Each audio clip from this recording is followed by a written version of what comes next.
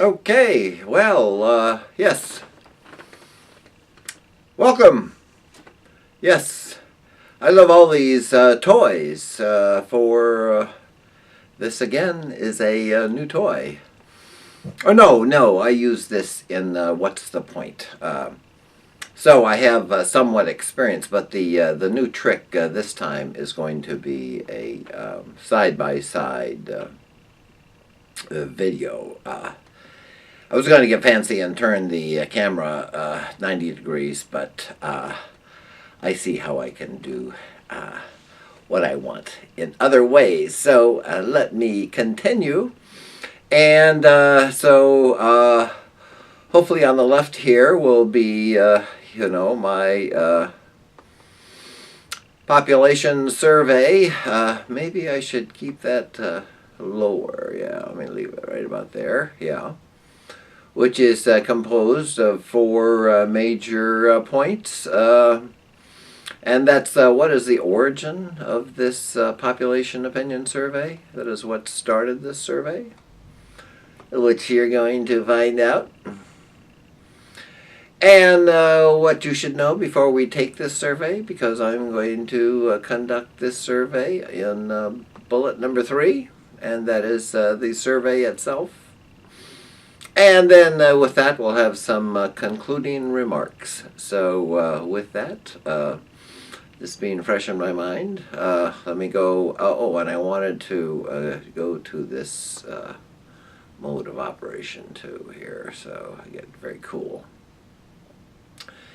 Yeah, so what started this survey? Yeah, so and I'm going to have to look down to read here because I do want to read just the way it is, if hopefully you can read it too. But this survey was my choice to fulfill my 2010 global population speak out pledge or commitment to basically personally do something about global human population levels. So here within, so I created and distributed this population opinion survey to my friends via email. And, at the risk of losing friends, I'd promise to limit my political, and I consider this a political email, to my friends to twice a year. Otherwise, they wouldn't be my friends much longer, I don't think,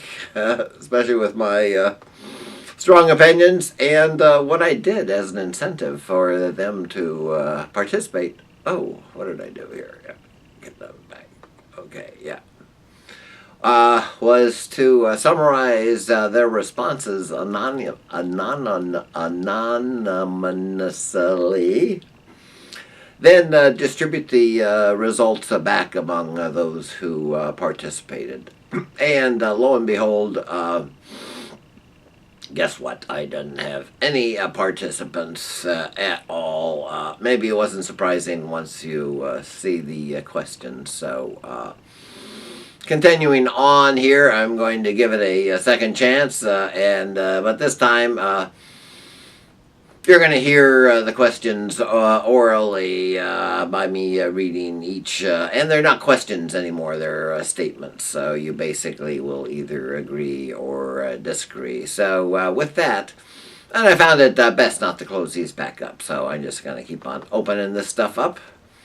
Yeah, so before we take the survey,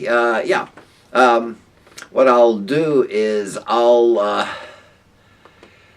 read each statement one by one, and they're expandable like this, so this is very nice.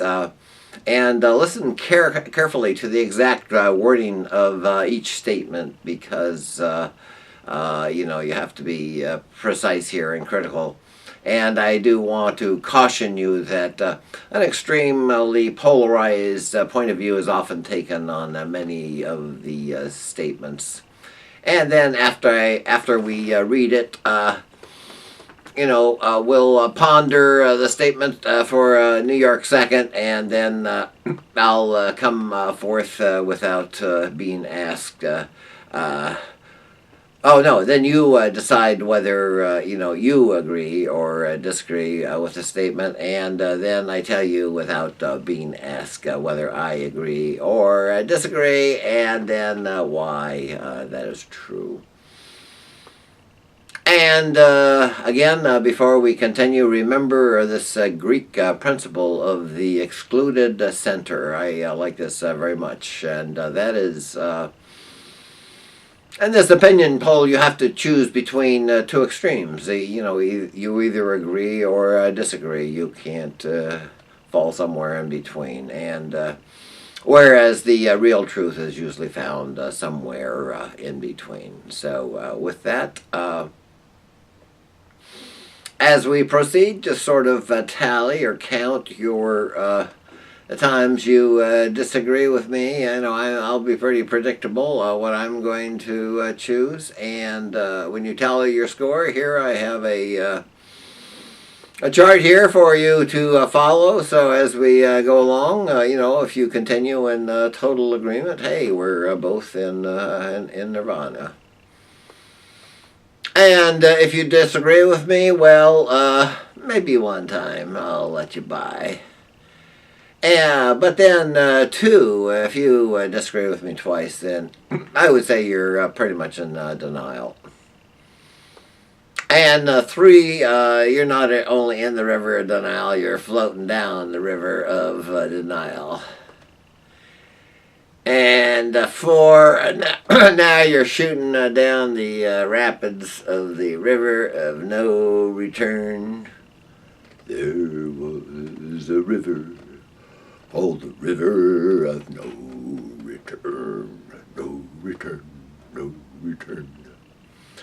And five or more, get out of the gene pool. You don't have to continue. We know, that we're of a different color. So having said that, get on to the survey itself. So here we have a total of 17 different statements that we're going to go over one by one. So with that, and I've given each statement a just a short subject matter title.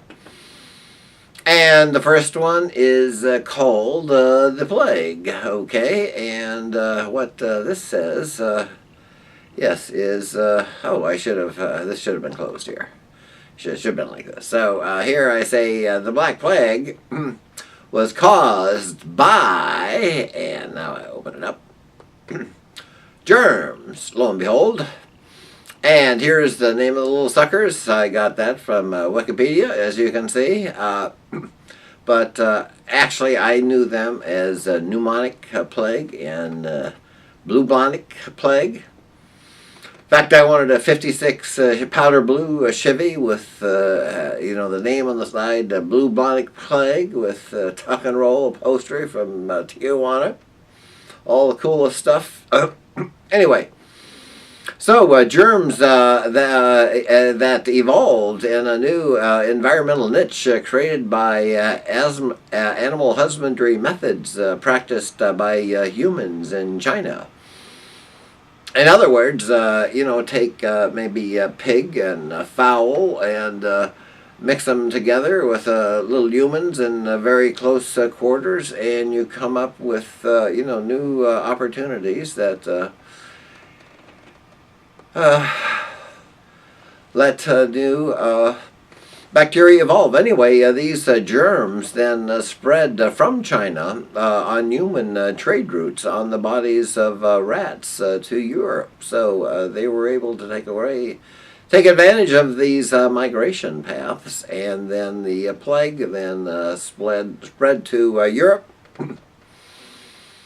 And so the position that is taken here on this statement is that the plague therefore cannot be considered to be a, quote, a natural disaster, unquote, inflicted upon humans by nature. It really was a environment created by humans for nature or evolution to proceed.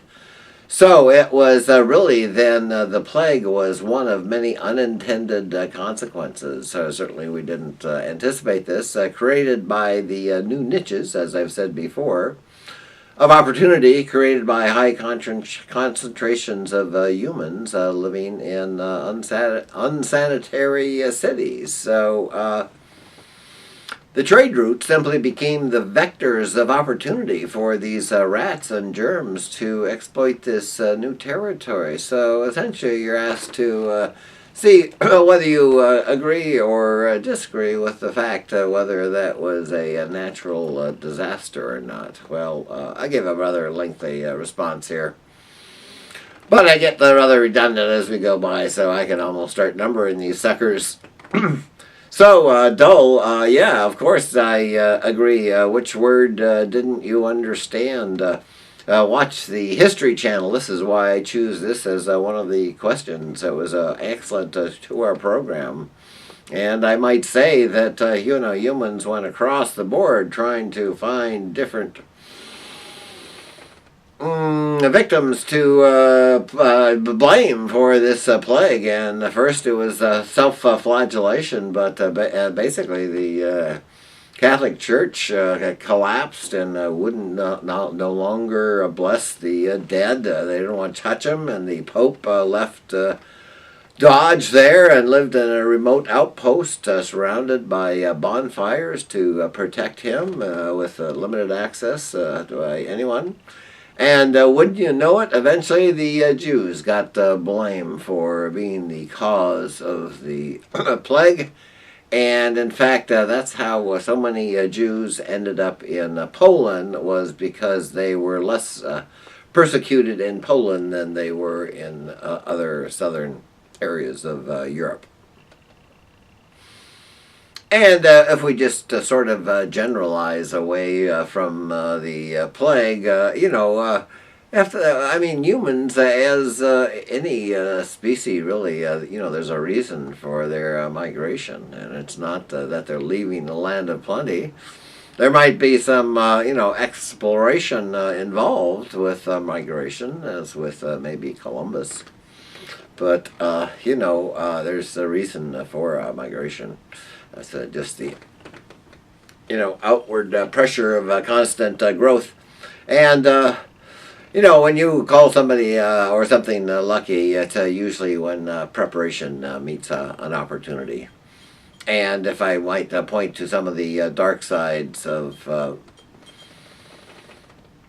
Conquest, it's the Conquest Americas by the teaching company. It's audio. It's absolutely excellent. You can you just hear how it was even worse than you can conceive of. Oh, how could they do that? And I have mentioned this before, so I won't mention it long, but there's this movie, Aguirre, The Wrath of God, by Werner Herzog and Klaus Gense. Definitely worth watching in this regard.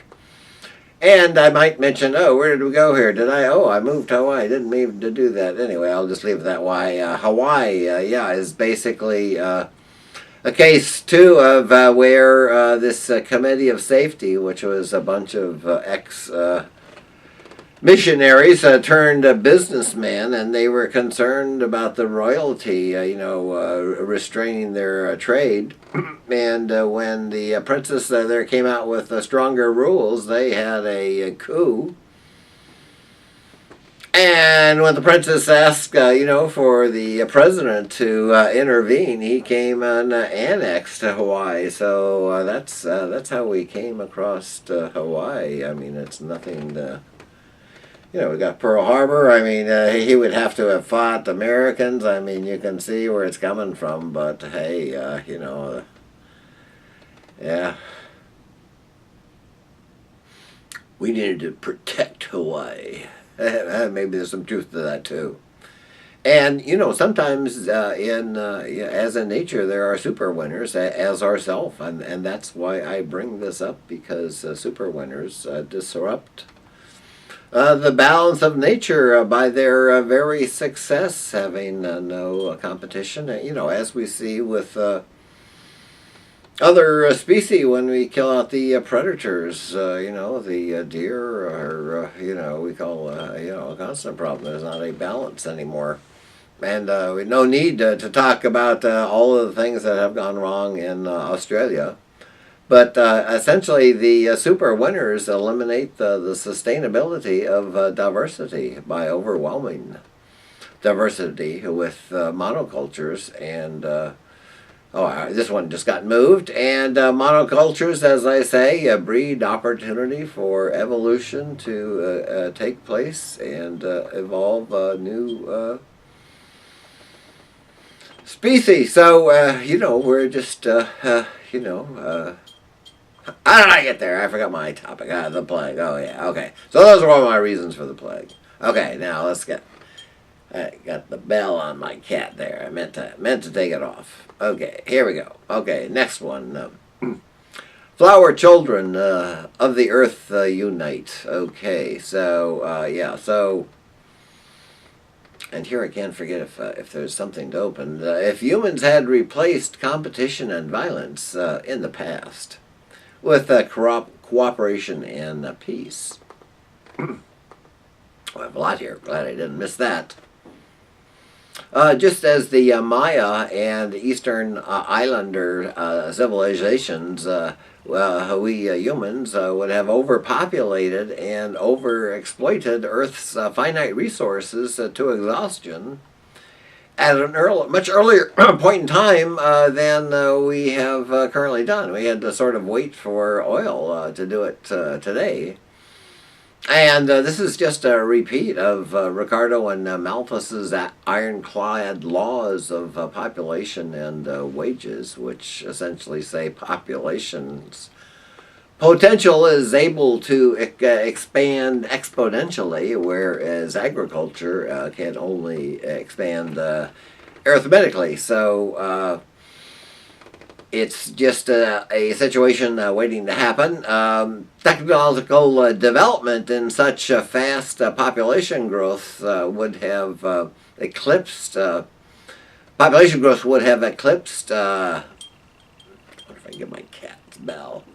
Would have eclipsed technological development, and humans then would have been left without the necessary medical knowledge to cope with plagues that would have developed in the large unsanitary cities. And just think of the impact, too, of when somebody dies before reproductive age a long time ago. That has a big impact in later population develops.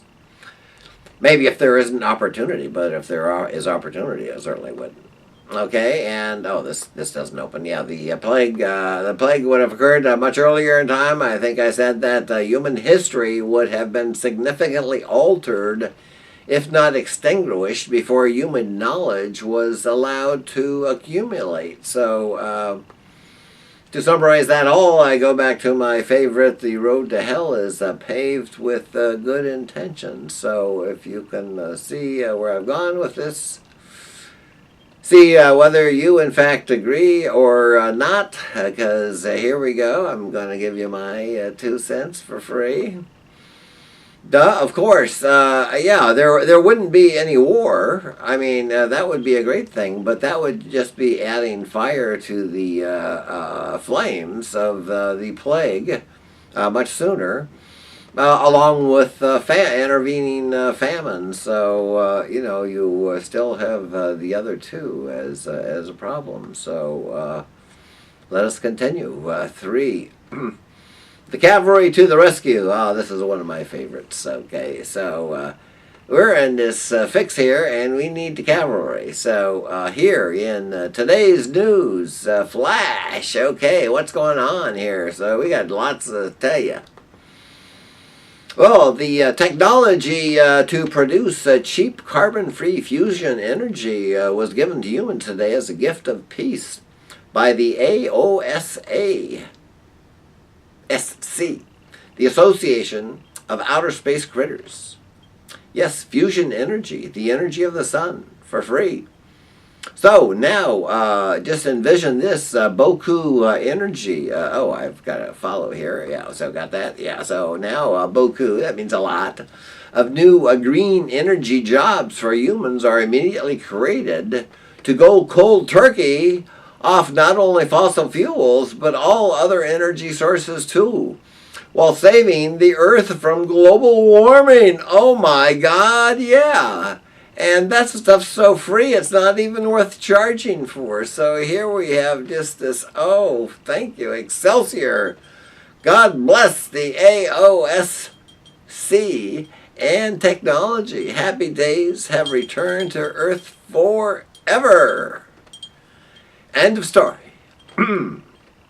Well, not so fast. Here's the real postscript that takes place. Okay, yeah. So, of course, human populations increase. The atmosphere was restored, but 90% of all other vertebrate species quickly become extinct as natural environments suffered global systemic collapse. Well, it's not like, we only have global warming to worry about.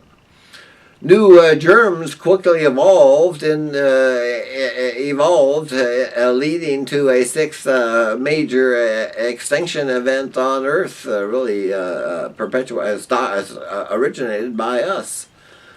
So we humans end up in the same place. So we just took a different path and maybe a shorter path to get there. So no, this would be. In fact, this is part of my response. So I'm already giving you my response. Before I give you a chance to ponder this. So if we were given this good information, would we use it wisely? And my response is, of course.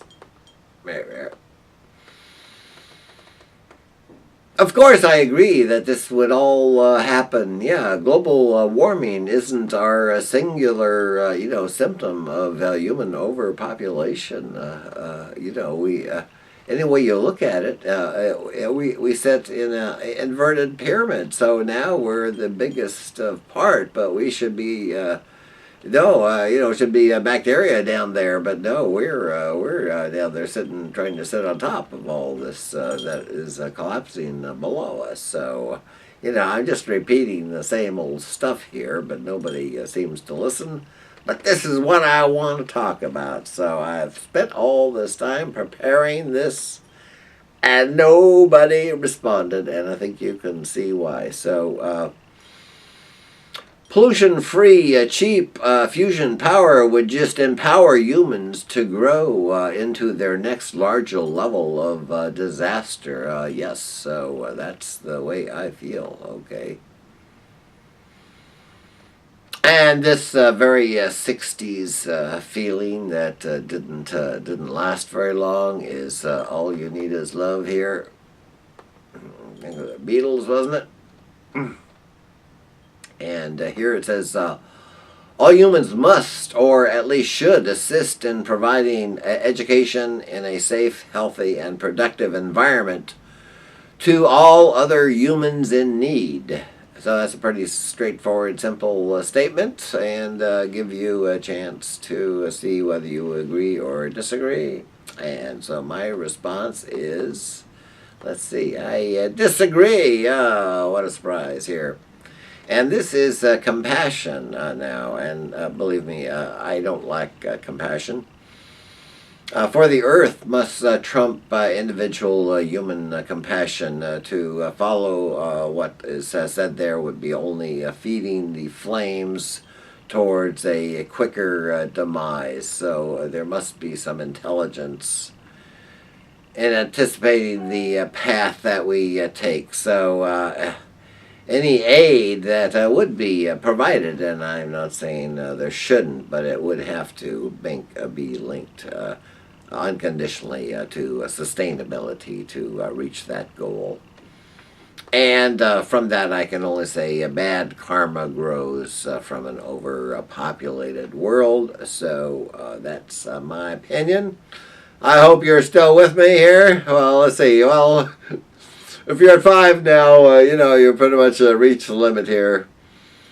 Here, they said it couldn't be done. That was a commercial for, what was it? Something in the 50s. I don't remember. I think it was some cigarette. So, it's impossible for humans to globally agree to any equitable human population levels. Enforcement would be, here we go. I won't give any commentary yet. Nearly impossible. Heavily corrupt. Money talks. Bullshit walks. This is not even worth talking about. So, would you agree or not that, there's no way for anybody to reach agreement less enforcement. So, with that, I would say, I disagree. I'm not a cockeyed optimist either. It's true. Humans, we don't, I always say humans with a capital H. I should mention that, like I'm not including myself. Don't live in a platonic world. I mean, it's a world of realities. Having said that, though, that intelligence can prevail and humans as a group can control their destiny as a group. I truly believe that, and I believe that's still a chance for that to happen. Okay, and look at it this way, that there are hard choices that are not being made, but there will be even harder choices on down the line because those aren't made. So it's not going to get any easier. And consider the obvious alternatives. I mean, it's either through cooperation and, going to sustainable levels, or injustice, war, famine, and disease. The big four. They're waiting. Well, they're not waiting. No, they're happening. Humans are, and we're spoiled by our past. We think that the future, by definition, will just be more of the same. But no, it's a different world. We reached the limit. I mean, what more do you need to see? So, okay. So, we're on to number 6 here. Open this too fast. A silver bullet, please, quick. Okay, everybody likes a silver bullet. So, the Earth must, support the current and future human population levels, period. Okay, that's the deal. Humans must and will find a way to make this so. Like Captain Picard there. Riker, make it so. The full force of human technology should be applied to help us support the human population. Just like the Green Revolution, we need another silver bullet, please. So, here, do you agree we need another silver bullet? Like the space people coming giving us fusion power, huh? Well, this is pretty much getting redundant here, but au contraire, I disagree. Oh, okay. You're just kicking an even larger can on down the road, waiting for a bigger catastrophe. And, isn't this a lot just like saying, in Camelot, in the lyric it says, they pass a law that there must not be no rain after 9 a.m. in the morning. Yes, well, you can make all the fiats that you want to, but reality prevails. We think we're in control, though. No, we're blowing it. No, we're short-lived here. We're a very short-lived species. So, Carnivore Tax here. Where are we here? Oh, it's 7. Oh my God, we got 10 more to go. So, I better speed this up if I haven't lost you already. So, here we go. Yeah. So, here, and I'll keep the pace. I'll try to speed it up. A meat, fish, and fowl carbon tax should be enacted now. Okay, it's pretty simple. Agree or disagree? Well, the way I feel about it is I agree, of course. And for one big reason, animals should not be viewed as a means to an end to fill some human desire. They should be viewed as a means to an end. They are sentient beings themselves. So I have a rather extreme position here that you will see will be repeated, and humans should self-evolve back into vegetarians. That's why I agree here. And a larger carbon footprint for being a carnivore deserves a tax, and hey, government, they need money. So, continuing on, quality versus quantity. This is very prevalent in the military, especially in the chow hall department. Oh, you got to love that stuff, though, but it was in quantity, too. So, the Earth cannot sustainably support 7 billion humans over time. Okay? Agree or disagree? Well, let me see what I said here. Well, I didn't give a real answer here. Well, I would say, yeah, I would agree. I would say, yeah, I agree. And but it's a quality versus quantity. It's not a hard and fast rule. There's not. Well, there would be a straw, where it kind of called collapse. But if in that situation, you should really make it quality. That is, we could live the way we are, and even better through even greater research, as you can see, the way it's happened in the last 20 years. But keep the numbers reasonable. But it's just success just inherently breeds growth. So if we can't control that, then it ends up being quantity. And then it ends up being this inverted pyramid that I love so much here. So if it is a quantity, unstability once the pyramid starts to invert. So once we start to edge out other species, because another term I like comes from investing. It's the zero-sum gain. That is, anyone that wins $1, there's someone by definition that loses a dollar. Not as the stock market is. The stock market, can have true growth through money funneling in.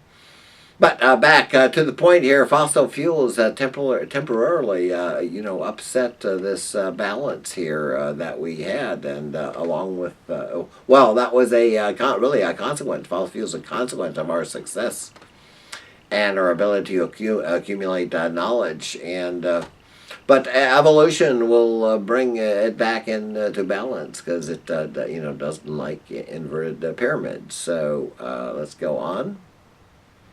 The Stork Clinic or adoption. Oh, this is going to be a hot one. You can bet on that. Okay, so, okay. You're ready, willing, and able, for whatever personal reasons, to try to create your own baby with your mate tonight. Tonight. Before you start, though, consider the future that your baby would face at age 20 in the year 2030. By golly, way past the era of cheap oil, with billions of even younger humans following your now young adults. Therefore, aren't you being a bit selfish, wanting your own personal child yourself, and shouldn't you instead adopt a child that already exists? Would that be compassionate, much better for the world? Agree or disagree? So my response here is, agree. What a surprise that I can only repeat myself, not even worth continuing there, but hey. Let me go on, because I think I have one on abortion. I thought that was it. Okay. Look what your child did today. Yes. Well, it's coming there. Okay, well. My position here is that both parents are equally at fault for causing an unwanted pregnancy. Or I would even go a step further and say a pregnancy that they can't afford to provide the child a safe and nurturing environment. And having said that, would you agree or disagree? And my response is, well, what a surprise! I agree. Who else should be responsible? And here we are. Here I get into it. P.S. Although abortion kills the victim and lets the two criminals go free, global pragmatics again must trump Platonic principles and the fetus aborted upon the request of both parents. So I'm basically pro-abortion, but I know, very well that opinions rarely change on abortion. So I won't promise not to go there anymore, but this is very closely related to this problemo that we're talking about. And more heat is usually generated there, and that's why I like to avoid it. Okay, hey, we're moving along here, up to 11. The golden rule on steroids. Okay, so what I have here is a statement that says there is only one rule that sentient beings need to follow, and that rule is the golden rule. Applied to all sentient beings globally and sustainably. So that's pretty clear, pretty simple, just one. My response, yeah, hey, what a surprise. I agree. Yep. And by itself, this rule would create a biologically harmonious Earth. I didn't bring in the complication that deals with carnivores, because they always seem to develop. But even having said that, I still believe this, and that basically we could really exploit a nurturing environment on planet Earth until the sun gets so bad that it vaporizes our oceans. Because I hate, as I have said before, to see unrealized potential. And that's what's happening here on Earth, the potential of other species and even ourselves. Okay? So on to 12 here, just fodder for the mill. Okay, and, Okay, Catholic doctrine reasons that, God created all animals on Earth to fulfill human needs. And animals have no souls, as do humans. And therefore, animals are property and can be exploited to fulfill human needs.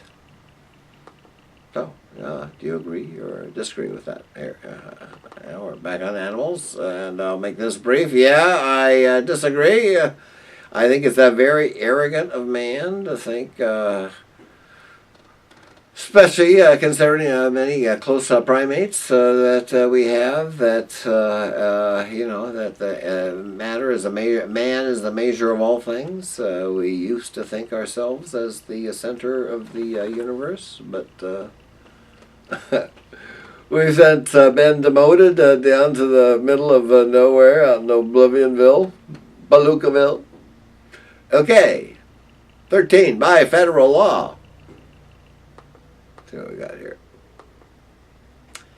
Killing an animal must minimize the pain and suffering of that animal. Okay, and this just makes me think of the Chinese fish markets that I would see down lower Manhattan, where they would have their fish out on display on the sidewalks, and they would purposely cut open the torso of a living fish and show its beating heart to show how fresh their fish, in fact, were. It was Absolutely disgusting. So, do you agree or disagree? My response is, what a surprise. I agree. Same old shit here. We're continuing, so I won't give you so much. I can just start numbering my responses to give you quicker. Another by federal law here, okay, related to animals. Again, okay, so all feedlot, slaughterhouses, and animal locations must be open for unannounced inspections by registered animal rights groups. Makes sense to me. And free public and school tours must be available by appointment. And I don't think that schools should necessarily promote tours through slaughterhouses, because kids think it's all like Babe, the movie. But I think they should make it available to children. Parents would probably block it, so it would probably never go anywhere, and keep it well hidden. But agree or disagree? So my response here, yeah. So, my response is, public standards must be established and enforced. You can't leave it to laissez-faire, free enterprise to take the cheapest way. I can show you a number of cases of animal abuse. It just gets sickening. So, here we go to continue the legacy of the 21st, not the past, but this century here. So, we haven't made our legacy yet. We're starting. So, as a percentage of total human population, more humans will die of war, famine, and disease in the 21st century than did in the 20th century. So, I didn't say agree or disagree here, but so, is it going to be, are we going to be more peaceable here or more competitive? And this is on a percentage basis here. So, of course, I agree. Humans. Yeah, so here's my whole point here, because we're winding up. Humans as a group in the 21st century enter the 21st century without insight as to what really happened in the 20th century. They have their opinions, but I don't think it relates to realities of what has happened, and so humans are condemned to compound and repeat their failures in this century, and I should add here, until they have no more opportunities to do so. And so, here, this is one of my favorites here. Okay, so there are only two differences between what happened to the humans on Easter Island and what's happening to humans today on Earth. And I have to point you to Jared Diamond's excellent book called Collapse. It has books on tape, I know, and my favorite expression there is, once they turn to cannibalism, it's Mother, your mother's tendons remain lodged in my teeth. That was like the biggest insult they could give to a fellow Easter Islander. And so the two biggest differences between Easter Island and what's happening today is one, the scale of the disaster, and two, and very important, humans today knew about the tragedy at Easter Island and learned nothing from it. So, do you agree or disagree? Okay, I agree. Unfortunately, I won't dwell on that. So here, a final statement is Earth. Here we go. Earth.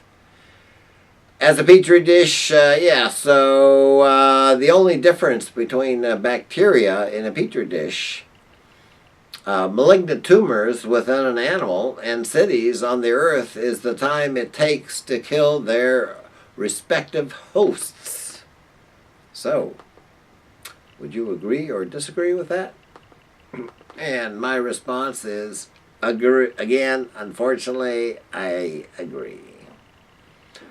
So, I hope you stayed with me through that, and I hope you can provide some objectivity to your answers and maybe subsequent thinking But I would leave you with the thought here. Now, who's the crazy guy here? Is it me? Or is it the majority of humanity on Earth here? Am I just a chicken little here, talking about the sky is falling with no reality or little reality to it? The boy who cried wolf once too often. Ishi, the last Yahi, a snuffed out tribe that survived for over 4,000 years in northern California before the 49ers killed them as a varmint in their own country. He said on leaving, I go, you stay. Or Klaatu. Klaatu was the day the earth stood still. Yeah, that's the guy I like to think I am. But I don't have any monster here. You got your own monster. So here, my final statement is pick your battles carefully after focusing on the big picture. And what I have to say about that is little time remains. And it's a paradigm shift today or extinction tomorrow.